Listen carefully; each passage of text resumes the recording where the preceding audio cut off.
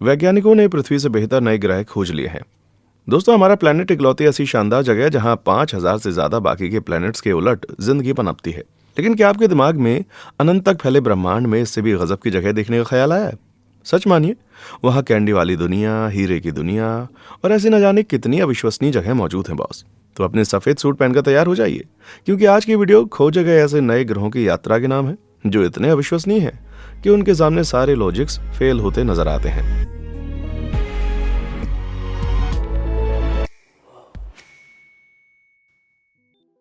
बहुत दूर की गैलेक्सी। बताओ, हमारे प्लेनेट को कौन सी चीज लाइफ के लिए परफेक्ट बनाती है? जी हाँ, लिक्विड वाटर। इसके बिना तो हम लोग सूखे खजूर बन जाते।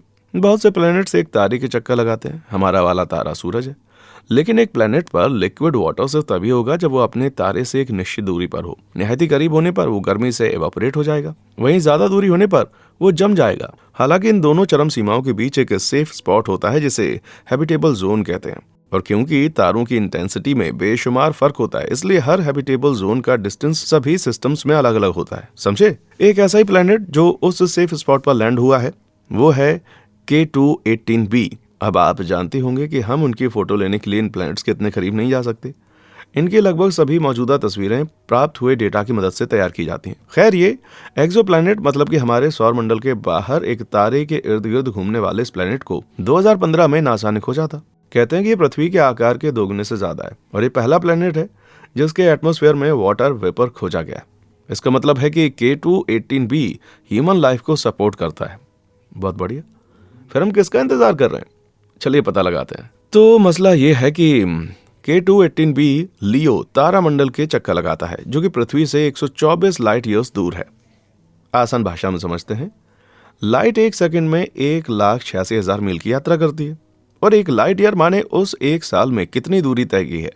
तो आप समझे 124 लाइट ईयर कितनी ज्यादा दूर है? बता देता हूं, ये 729 ट्रिलियन मील से भी ज्यादा हुआ। होश उड़ गए ना? हाइपोथेटिकली हमारे सबसे तेज अंतरिक्ष यान डिस्कवरी, जिसकी स्पीड 5 मील प्रति सेकंड है, उसको सिर्फ K2-18b तक जाने में अविश्वसनीय रूप से 4.5 मिलियन साल लगेंगे, वो भी बिना रुके। हमारे पूर्वज बंदरों से इंसान 50 लाख साल पहले बने थे। तो भैया, हमें K2-18b तक पहुंचने में लगभग उतना ही वक्त लगेगा जितना अंतरिक्ष यात्रा में महारत हासिल करने के लिए चिंपैंजी को लगा। या यूं कहें कि वहां जाने वाला कोई भी इंसान हमसे उतना ही मिलता जुलता होगा जितना हम इंसान चिंपैंजियों से। क्या बात है! अंतरिक्ष तो अंधा कुआं निकला भाई। और मुझे आलसी को सोफे से फ्रिज तक का सफर सबसे ज्यादा लंबा लगता है।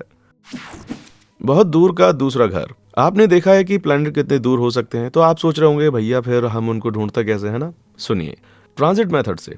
दरअसल वैज्ञानिक समय समय पर ऑब्जर्वेशन के लिए तारों के एक खास झुंड को चुनते हैं, और अगर वो तारे धुंधलाए तो इसका मतलब है कि एक परिक्रमा करने वाला प्लैनेट उसके ऊपर से गुजर रहा है। तारे खरबों मील दूर होते हैं, इसलिए एक उच्च स्तरीय टेलीस्कोप के बिना उनमें बदलाव देखना नामुमकिन है। लेकिन एक जबरदस्त टेलीस्कोप हमें किसी ग्रह के साइज, ऑर्बिट और यहाँ तक कि एटमॉस्फेयर के बारे में जानकारी दे सकता है। फिर भी कुछ प्लैनेट इतने दूर हैं कि हम उनके बारे में बहुत ही कम जानते हैं, जैसे कि Kepler-442b। ये 2015 में खोजा गया वो प्लैनेट है जो कि हमसे 1206 लाइट ईयर्स दूर है, और हमारा कोई भी टेलीस्कोप इसका अच्छा व्यू कैप्चर नहीं कर पाया। लेकिन हम जो जानते हैं वो आश्चर्यजनक है। Kepler-442b पृथ्वी से बड़ा है और शायद इससे भी बेहतर हो सकता है। क्या? खैर, ये उस हैबिटेबल जोन में है जिसके बारे में मैंने आपको बताया था, इसलिए इसमें लिक्विड वाटर हो सकता है।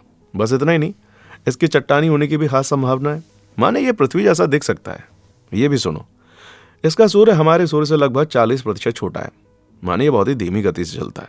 इसलिए जबकि हमारे सूर्य के लगभग 10 अरब साल के टिकने की उम्मीद है, वहीं Kepler-442b वाले के 18 से 34 अरब सालों तक की उम्मीद है। दूसरे शब्दों में कहूं तो वहां पृथ्वी जैसा एक प्लैनेट है, लेकिन उसकी आयु दोगुनी है। क्या बात है! दिक्कत यह है कि ये इतनी दूर है कि बताना मुश्किल है। अगर इसका वातावरण है तो वो किससे बना है? ये गली की हड्डी है। मतलब है कि पूरे साल बहामास जैसा भी हो सकता है। क्या पता इसका तापमान 0 से 40 डिग्री फ़ारेनहाइट कम हो और सड़े अंडे जैसा बदबूदार हो। तो भैया, माना कि इसे वर्तमान में पृथ्वी से सबसे ज्यादा काबिल माना जाता है, पर इसके कम ही सबूत हमारे हाथ लगे हैं। बहुत सी चीजों से हम अभी भी अनजान हैं, तो क्या पता Kepler-442b नरक जैसा हो। इसलिए अभी इंतजार करना ठीक रहेगा। है ना? या फिर मैं आपको बाकी के मिले धांसू प्लैनेट्स दिखा सकता हूँ, है ना? लेकिन उसके लिए आपको जल्दी से उन लाइक और सब्सक्राइब बटन को दबाना पड़ेगा, क्योंकि अंतरिक्ष की यात्रा सस्ती नहीं है और फ्यूल के लिए दाम लगता है। मेरा वादा है कि आपको धांसू कंटेंट से लैस रखूंगा, कसम से। चलिए बैठी हुए विमान में यात्रा शुरू करते हैं। 10, 9, अरे यार काउंटिंग मुझे पसंद नहीं है। कैंडीलैंड।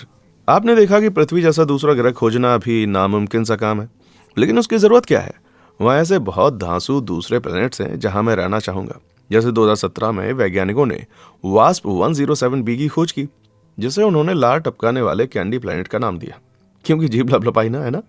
अजी छोड़िए लिक्विड वाटर को, तो मैं चॉकलेट वाली नदी से लेस प्लैनेट ही चुनूंगा। अरे रुक जाओ, क्योंकि ये चॉकलेट के नाम पर सिर्फ ख्याली पुलाव ही है। इसे कैंडी प्लैनेट सिर्फ इसलिए कहते हैं क्योंकि इसकी डेंसिटी कॉटन कैंडी जैसी है। धोखेबाज, लेकिन फिर भी ये गजब का है।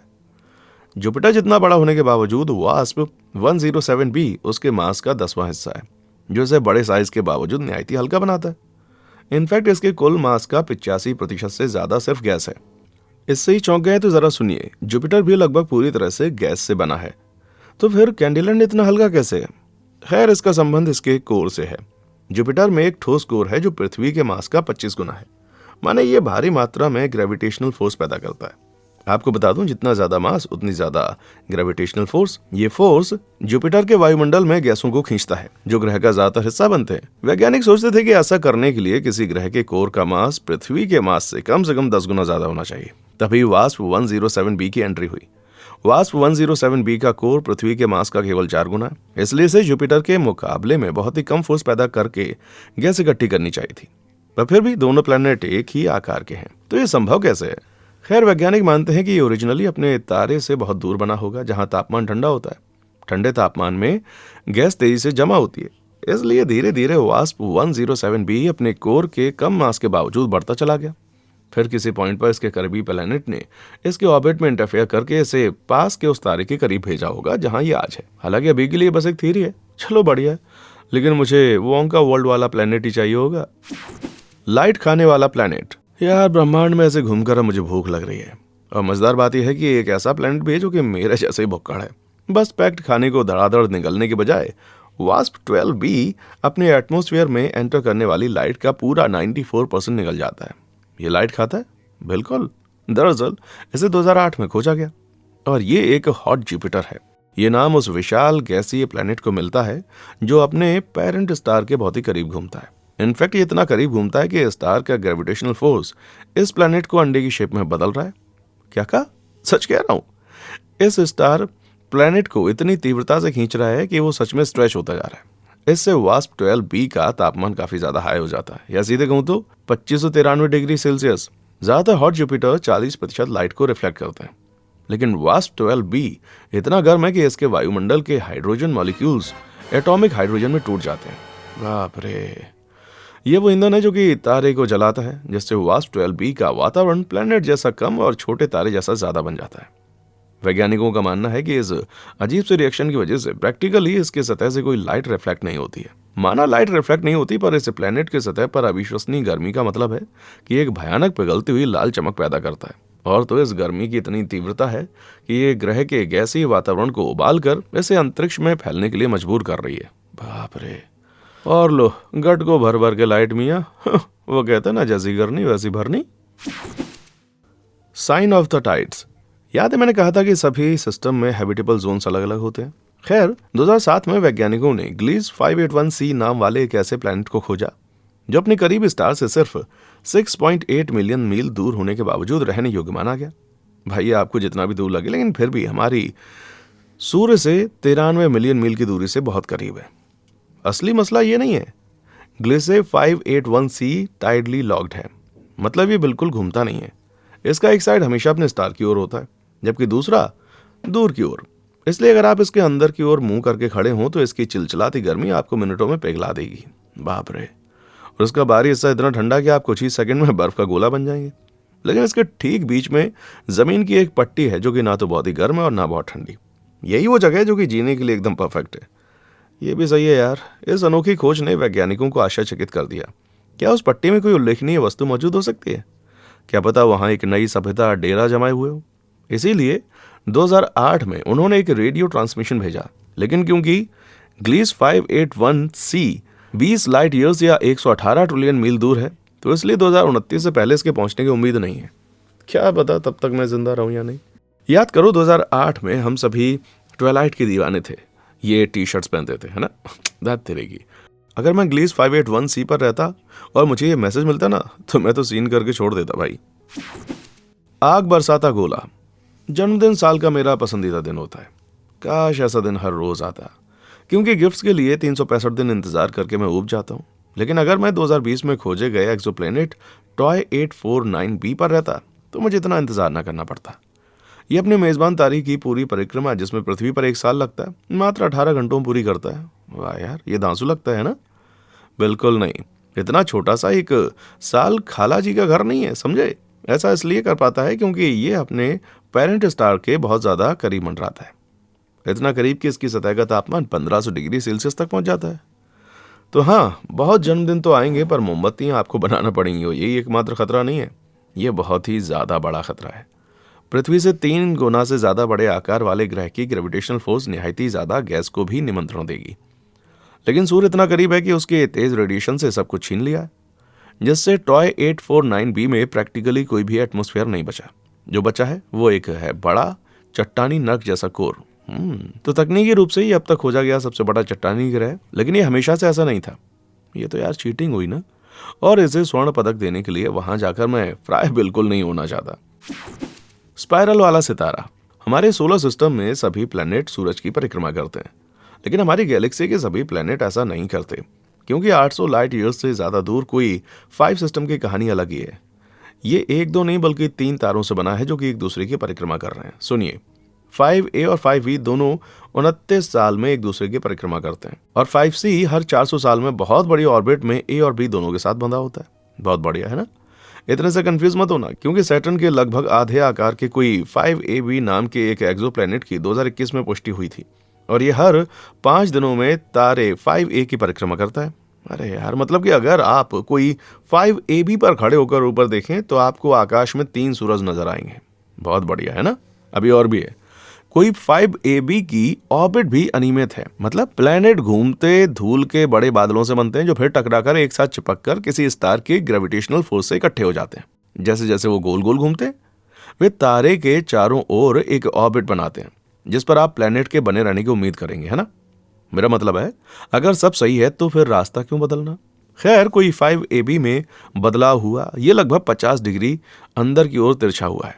वैज्ञानिकों का मानना है कि ग्रह के निर्माण के दौरान कोई 5B के चारों ओर की ग्रेविटेशनल फोर्स ने 5AB को कोई 5A के चारों ओर अपने नेचुरल ऑर्बिट से बाहर निकालकर इसे इंटरनल स्पाइरल में भेज दिया। यार, इसके इंटरनल स्पाइरल को देखते ही मुझे चक्कर आ रहे हैं। बचाओ यार कोई। दुनिया बहुत छोटी है। मैं किसी से बैर नहीं रखता भाई, मैं जियो जीनो दे वाली बातें करता हूँ, लेकिन मैं अभी भी इस फैक्ट से गुस्सा हूँ कि प्लूटो अब एक प्लेनेट नहीं है, वो चाहे जितना छोटा क्यों ना हो, क्योंकि साइज मैटर नहीं करता, समझे। तो ये वाला मेरे सभी छोटे राजाओं के दीवानों के लिए। केपलर 37b 2013 में खोजा गया था, और अगर आप नहीं समझ रहे तो बॉस, ये अब तक खोजा गया सबसे छोटा ग्रह, मतलब ये उतना भी छोटा नहीं है, ये पृथ्वी का लगभग 1/3 है, या यूं कहें कि चांद जितना।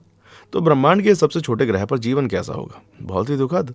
वैज्ञानिकों का मानना है कि ये ठोस और चट्टानी है, इसलिए आप इस पर खड़े हो सकते हैं, लेकिन वातावरण की कमी और सतह के झुलसाने वाले 420 डिग्री सेल्सियस वाले तापमान का मतलब है मैं भूलकर भी यहाँ छुट्टियां मनाने नहीं जाऊंगा। हालांकि कौन जाने, क्या पता हमसे छुपे हुए वहां ऐसे बहुत सारे छोटे ग्रह हों जो कि रहने के लिए एकदम मस्त हों। बस बड़े ग्रहों की तुलना में उन्हें पहचानना मुश्किल है। मुझे एक पर्सनल प्लेनेट चाहिए ताकि मैं फिर से बाकी फैक्ट्स वाले चैनल से वॉर डिक्लेयर करके उन्हें हरा के यूट्यूब का सुप्रीम लीडर बन सकूं। Super Saturn. एलियंस की बात छोड़ो, आपको पता है मुझे स्पेस का सबसे बड़ा रहस्य क्या लगता है? सैटर्न की वो रिंग्स। भाई वहां चल क्या रहा है? खैर, सैटर्न के पास निहायती शक्तिशाली ग्रेविटेशनल पूल है, जो ग्रह तक पहुंचने से पहले कॉमेट्स और एस्टेरॉयड को चीरने के लिए काफी होता है। और ठीक ऐसा ही हुआ, वो भी बार बार। आखिरकार इस सारे विनाश से जन्मे कण और धूल अलग अलग रिंग्स के रूप में सैटर्न के ग्रेविटेशनल फोर्स द्वारा खींचकर उसके चारों ओर चक्कर लगाने लगे। वाह, तो फिर पृथ्वी पर रिंग्स क्यों नहीं है? खैर, वैज्ञानिकों का मानना है कि किसी समय ऐसा हुआ होगा, लेकिन लाखों वर्षों में से वे एक साथ मिलकर चंद्रमा बन गए होंगे। इनफैक्ट जिस समय ये वीडियो जारी हुआ, हमें अपने सौरमंडल के बाहर सिर्फ एक ग्रह मिला था जिसमें सैटर्न जैसे छल्ले थे। 2012 में खोजा गया था।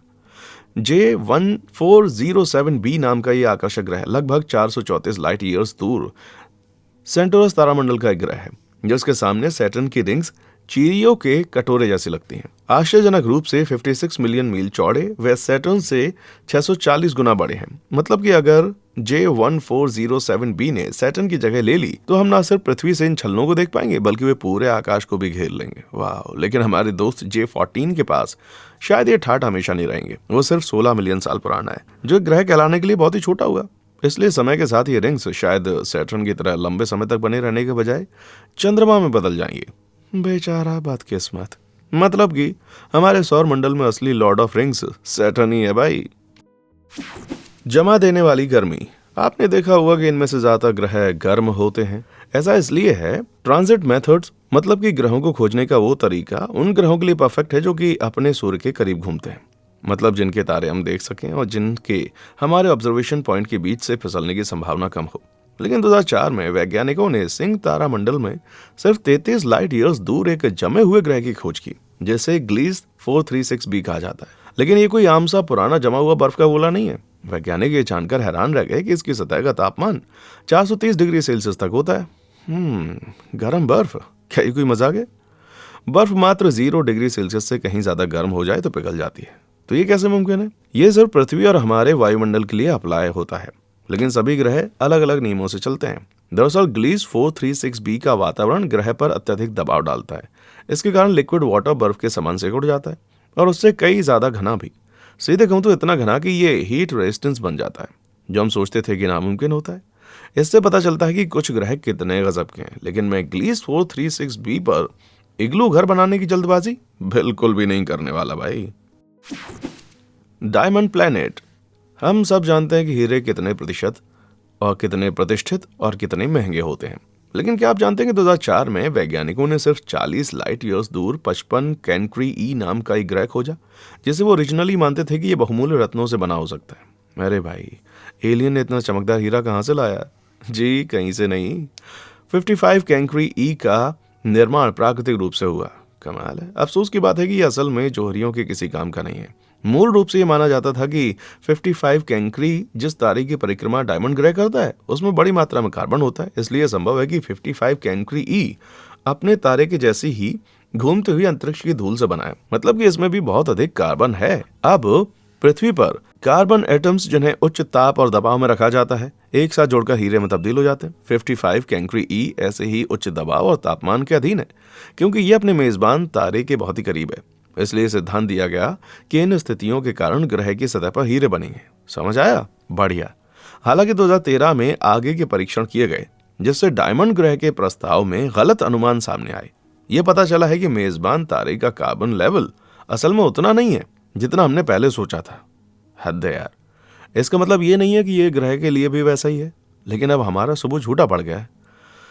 हाँ, मुझे लगता है कि मुझे अपने अमीर बनने के सपने ब्रह्मांड के दूसरे हिस्से में देखने पड़ेंगे भाई।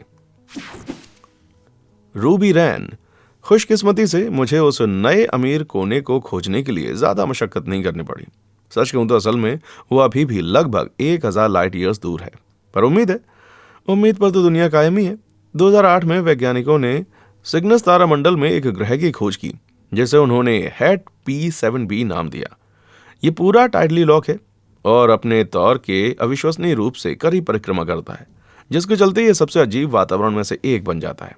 इसके तारे की ओर वाला हिस्सा एकदम लाल गर्म है, लेकिन बाहरी भाग इतना ठंडा है कि वहां कोरंडम के बादल बन जाते हैं। किस चीज के बादल? कोरंडम एक मिनरल है जो कि क्रिस्टलाइज होकर रूबी और नीलम में बदल जाता है। पृथ्वी पर तापमान कभी भी इतना गर्म नहीं होता कि वो एवापराइज होकर बादल बन जाए, लेकिन हैट P7b पर ऐसा होता है। गर्म साइड पर कोरंडम गर्म होकर वेपराइज हो जाता है, फिर तेज हवाएं इसे इसकी ठंडी तरफ उड़ा देती हैं, जहां तक कॉन्डेंस होकर बादल बनाता है ये, तो फिर सतह पर बरसता है। जी हाँ, आपने बारिश के बरसने के बारे में सुना होगा, लेकिन आपने कभी जेमस्टोन्स की बारिश के बारे में नहीं सुना होगा। पर अगर आपको ये अनोखी बारिश देखनी है तो आपको स्टील की छतरी से भी ज्यादा कुछ चाहिए होगा, समझे? जिस पर हम अपने सौर मंडल के बाहर पता लगाने में सफल हुए हैं। इसकी पहली मौसम प्रणाली है जिसे हम अपने सौर मंडल के बाहर पता लगाने में सफल हुए हैं, और उन शक्तिशाली हवाओं को कमतर बिल्कुल मत समझना। अगर आप थोबड़े पर रूबी की बरसात नहीं झेलना चाहते तो सुनिए, लालच बंद कीजिए, क्योंकि हेल्थ इज वेल्थ भाई। पल्सर की जांच। माना जाता है कि मिल्की वे के 100 अरब तारों में से प्रैक्टिकली हर एक तारे की परिक्रमा करने वाला कम से कम एक प्लैनेट है, मतलब सबके पास एक दोस्त है। लेकिन कुछ मेजबान स्टार से प्लैनेट के संबंधों के आश्चर्यजनक परिणाम होते हैं। PSRJ 1719 से 1438 बी को ही ले लीजिए, जिसे मैं अब से 1438 ही कहूंगा। इस ग्रह को पहली बार 2011 में खोजा गया। ये पल्सर नाम की चीज की परिक्रमा करता है। आम भाषा में कहूं तो ये अविश्वसनीय रूप से घने और डेंस तारे होते हैं, केवल 11 मीटर चौड़ा होने के बावजूद, जो वॉशिंगटन DC के जितने होते हैं। 1438 बी की परिक्रमा करने वाले पल्सर से एक चम्मच पदार्थ का वजन पृथ्वी पर 1 अरब टन होगा। बाप रे। और इसके क्रेजी मास का मतलब है पल्सर अपने ग्रह पर भारी मात्रा में ग्रेविटेशनल फोर्स लगाता है। हालांकि ये 4000 लाइट ईयर्स दूर है, इसलिए आप कल्पना करेंगे कि इतनी छोटी चीज को पृथ्वी से देखना असंभव होगा, है ना? खैर, ये असल में अच्छी बात है। उनका चुंबकीय क्षेत्र पृथ्वी पर हमारे चुंबकीय क्षेत्र से 1 अरब गुना अधिक मजबूत होता है। इससे वो आध्यात्मिक तेजी से घूमते हुए लाइट की किरणें पैदा करते हैं। लेकिन क्योंकि पोल्स रोटेशनल लाइंस के साथ एक अलाइन नहीं होते, तो लाइट डगमगाती है, जिससे ये नियमित अंतराल पर हमारी दृष्टि रेखा के पार चला जाता है। इन अंतरालों की टाइमिंग करके हमने पता लगाया कि 1438 बी का पल्सर 1 मिनट में लगभग 10,000 बार घूमता है। बाप रे। तो 1438 बी के लिए इसका क्या मतलब है? खैर, पल्सर द्वारा इस पर लगाए गए व्यापक बल का मतलब है ये इसके इतने करीब परिक्रमा करता है कि पूरा सिस्टम सूर्य के व्यास के अंदर फिट हो जाए। दरअसल इसे एक चक्कर पूरा करने में सिर्फ 2 घंटे से ज्यादा का टाइम लगता है। और इतना ही नहीं, अपने पल्सर की तरह 1438 बी भी अविश्वसनीय रूप से डेंस है। इसका मास लगभग जुपिटर जितना है, लेकिन साइज लगभग 40%। इससे वैज्ञानिक ये अनुमान लगाने लगे हैं कि किसी भी समय 1438 बी खुद एक तारा रहा होगा। हालांकि पल्सर के शक्तिशाली ग्रेविटेशनल फोर्स ने इसकी हाइड्रोजन और हीलियम की बाहरी परतों को हटा दिया और बचा हुआ कार्बन को क्रिस्टलाइज करके निहायत ही डेंस बना दिया। मतलब कि 1438 बी एक विशाल डेड स्टार हो सकता है, जो उस तारे से 3000 गुना बड़ा है जिसकी वो परिक्रमा करता है। वाह भाई, अंतरिक्ष की माया औसम है, पर इससे मुझे हार्ट अटैक आ रहा है मेरे भाई। टुकड़ों की बौछार। पृथ्वी पर हमारा अपना क्लाइमेट बहुत ही अजीब हो सकता है। हमें तूफान, ओले और अन्य सभी प्रकार की मौसम संबंधी दिक्कतें झेलने को मिलती हैं, लेकिन मुझे नहीं लगता कि मैंने HD 189773b जैसे मौसम वाले किसी ग्रह के बारे में कभी सुना है। 2005 में खोजे गए इस गैसीय ग्रह में सिलिकेट कणों के उच्च घनत्व के साथ एक अजीब वातावरण है। सिलिकॉन और ऑक्सीजन का मिश्रण इसे पूरे स्थान को उज्जवल नीला रंग देता है। काफी सुंदर है, लेकिन सभी खूबसूरत चीजों की तरह बहुत करीब से जांचने पर यह तुम्हें दुख पहुंचाएगा। तापमान 2000 डिग्री फ़ारेनहाइट से अधिक की अत्यधिक ऊंचाई तक पहुंचता है, जिससे सिलिकेट कांच में बदल जाता है, जो फिर ग्रह की सतह पर बरस जाता है। तेरे की रुको, ये बदतर हो जाता है। हवा की गति 5400 मील प्रति घंटे तक पहुंच सकती है, जो साउंड की स्पीड से 7 गुना अधिक स्पीड से ग्रह के चारों ओर कांच उड़ाती है। इसका मतलब है कि अगर ये तूफान पृथ्वी पर आया तो एक टुकड़ा केवल 5.5 घंटे में पूरी इक्वेटर रेखा के चारों ओर उड़ जाएगा। इसलिए अगर आप इतने बदकिस्मत हैं कि HD 189773b पर फंस गए, तो आप लगभग 2 मिनट में छेदों से भर जाएंगे। बाप रे, मैं फिर कभी ठंड लगने की शिकायत नहीं करूंगा यार। गैलेक्सी की राज शानदार हैं। तो आज बस इतना घूमने के बाद मुझे थोड़ी रेस्ट चाहिए। इनमें से कौन सा अंतरिक्ष मंडल आपको पसंद आया, नीचे कमेंट सेक्शन में आकर बताएं। और हाँ, देखने के लिए शुक्रिया।